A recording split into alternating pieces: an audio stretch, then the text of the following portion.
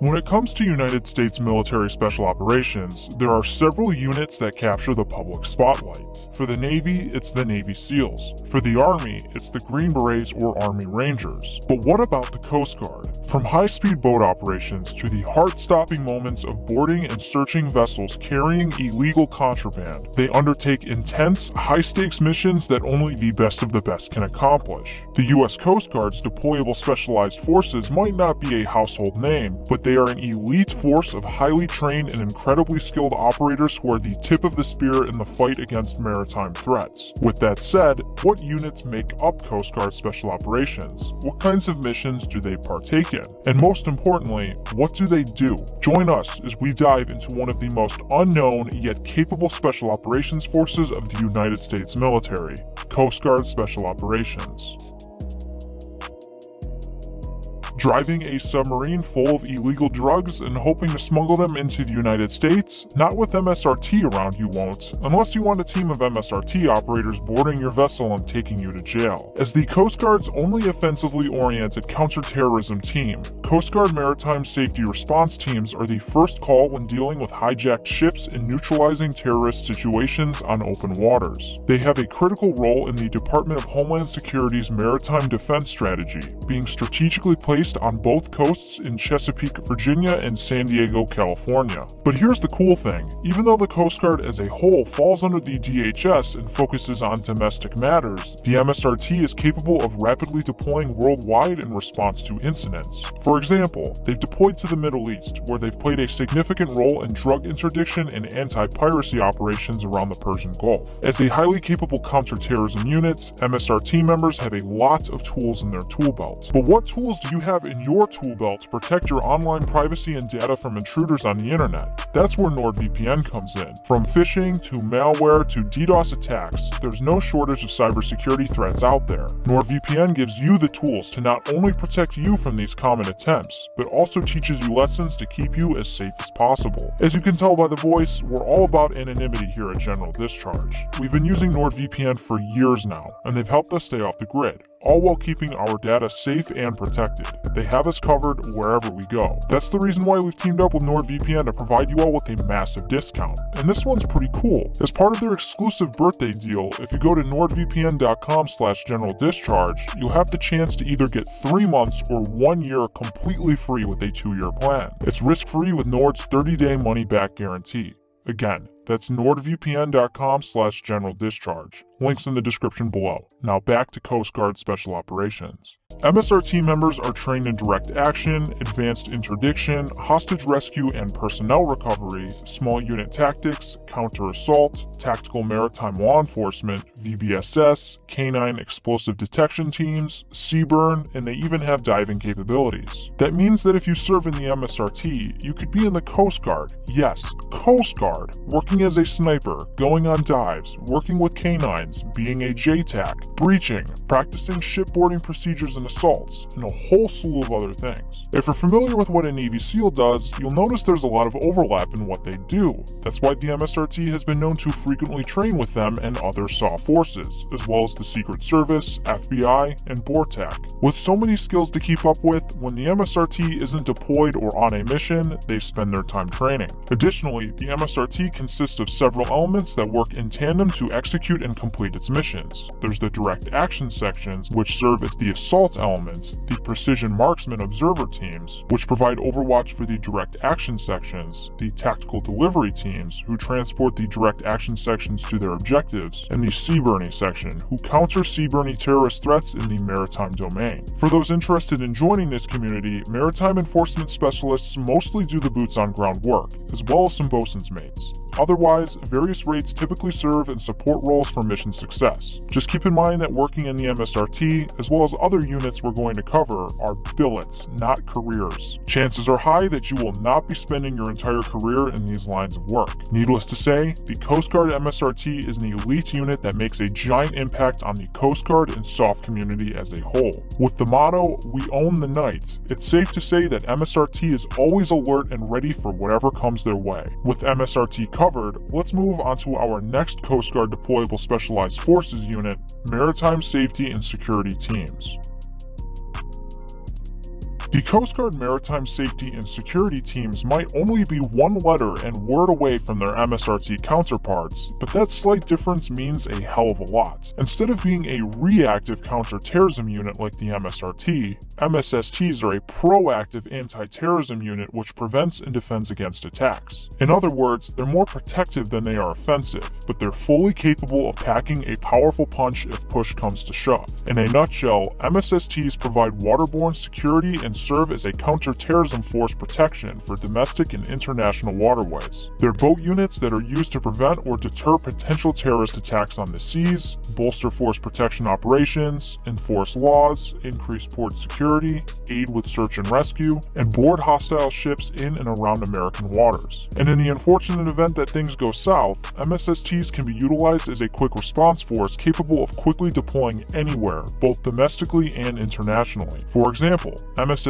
have provided support for high-threat events such as the presidential inauguration, G20 summit, international piracy missions, and even the Super Bowl. The rates that generally make up MSSTs consist of BMs, MKs, and MEs, but there are also others such as ETs, DCs, HSs, and GMs. With MSSTs covered, let's move on to the Coast Guard's tactical law enforcement teams.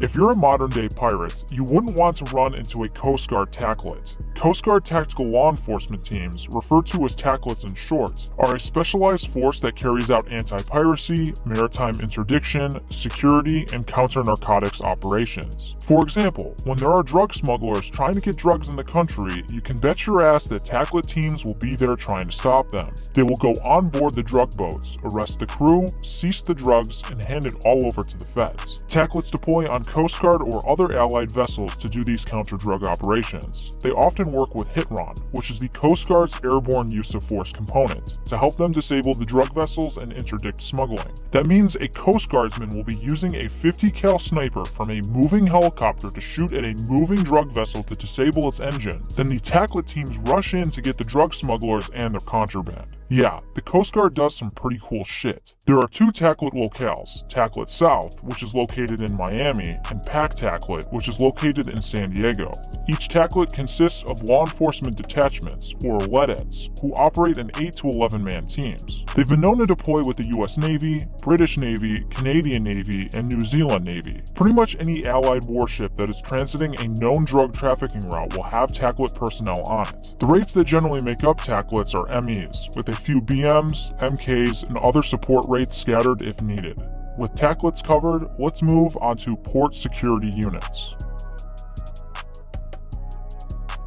If you want to be a reservist in the Coast Guard, but still have a pretty cool job, port security units might be the career for you. Staffed primarily with reservists, PSUs are the Coast Guard's expeditionary forces that provide security and force protection to forward deployed base camps and ports around the world. While they usually operate in United States waters under the Coast Guard's command, they can be quickly called upon elsewhere by the DoD's request. And they're quick at it too. PSUs can deploy within 96 hours and establish operations within 24 hours of arrival. PSUs are trained to respond to various security threats such as terrorism, sabotage, or subversion, and are utilized in both the ground and maritime domains. For example, PSUs operate highly maneuverable and armed transportable port security boats, or TPSBs, while also offering land-based security forces that complement the waterborne operations. Thus, in tandem, they provide waterborne and limited land-based anti-terrorism and force protection for shipping and critical port facilities. What's pretty cool about this is that PSUs are the only Coast Guard elements that provide ground combat security capability to the Coast Guard.